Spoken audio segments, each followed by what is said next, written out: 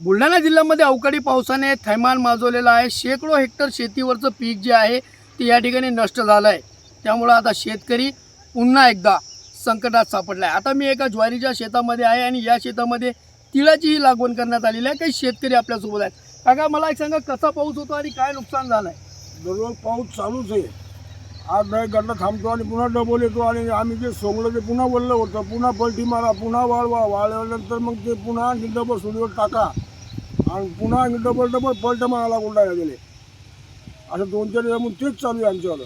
किती नुकसान झालं आहे? नुकसान बंदच होत आलं म्हणून काय राहायचं मग चौरे आहे तर पूर्ण चौरे। मोठ्या प्रमाणात नुकसान झालेलं आहे। आजीबाई देखील आपल्यासोबत। आजीबाई, काय नुकसान झालं? कसा होता पाऊस?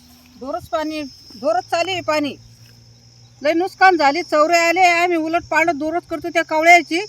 झाडाले सुद्धा चौरे आले। कसं करा आम्हाला हेच समजून नाही राहिलं।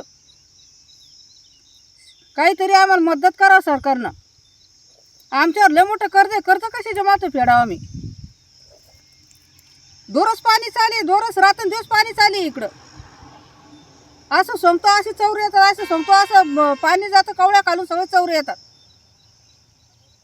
मोठ्या प्रमाणात ही शेतकऱ्याची व्यथा जी आहे या ठिकाणी विदारक वास्तव या ठिकाणी हे खरं तर म्हणावं लागेल। कारण गेल्या 2 दिवसापासून अवकाळीचा मोठ्या प्रमाणात फटका जो आहे तो शेतकरी वर्गाला बसतो आणि शेतकऱ्याला मोठ्या प्रमाणात या ठिकाणी आता मदत मिळावी अशीच मागणी या ठिकाणी होताना पाहावयास मिळत आहे। राहुल खंडारे, न्यूज 18 लोकमत, बुलढाणा।